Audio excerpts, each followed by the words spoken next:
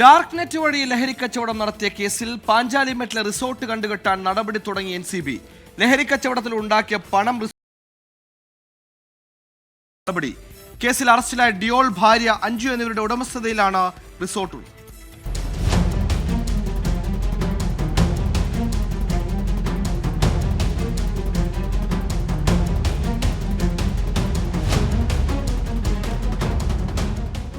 Dark net വഴി ലഹരി കച്ചവടം നടത്തിയ കേസിൽ നിർണായക നീക്കം നടത്തിയ പണം ഉപയോഗിച്ച് പ്രതികൾ പാഞ്ചാലിമേട്ടിൽ വാങ്ങിയ സൺസെറ്റ് വാലി എന്ന റിസോർട്ട് കണ്ടുകെട്ടാനുള്ള നടപടികൾ ആരംഭിച്ചു.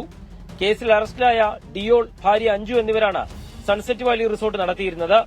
മുഖ്യപ്രതികളായ എഡിസൺ, അരുൺ തോമസ് എന്നിവർക്കും ഈ റിസോർട്ടിൽ പങ്കാളിത്തമുണ്ട്.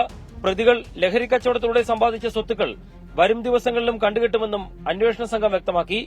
നിലവിൽ 2023 ഓസ്ട്രേലിയയിലേക്ക് ലഹരി പാഴ്സൽ കടത്താൻ ശ്രമിച്ച കേസിലാണ് ഡിയോ,